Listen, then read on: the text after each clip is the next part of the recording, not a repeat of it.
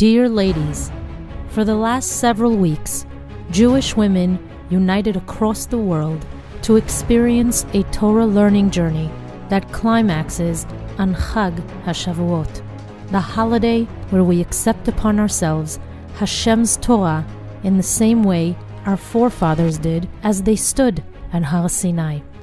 When we stand together be'achdut and we cry out, Shema YISROEL Hashem ELOKEINU Hashem ECHAD, we are negating ourselves and annulling all other powers and sovereignties in the world. We are making it known that there is no other power, no other strength or kingdom than that of Hashem's. When we stand together before the Ribono Shel Olam and we declare out loud, Hashem Hu HaElokim, we come to realize that En Od Milvado, the moment of Kabbalat Ol Malchut Shamayim. It is a time of great ratzon in the heavens. Many Gedolim encourage all Jews, but especially women, to recite this tefillah as they gather together, because its power can change the destiny of our people.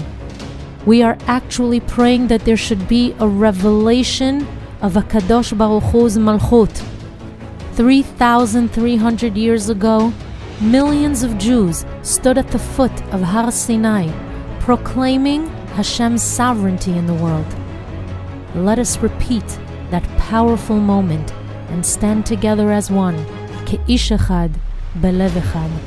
In the merit of this reacceptance, may we witness a universal Geulah and see with our very own eyes the third Bet HaMikdash built in our times, standing majestically in Yerushalayim, Ir HaKodesh.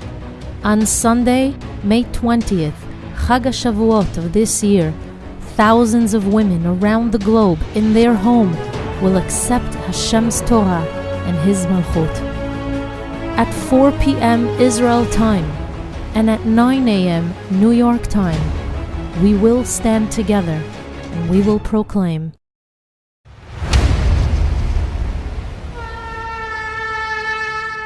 Shema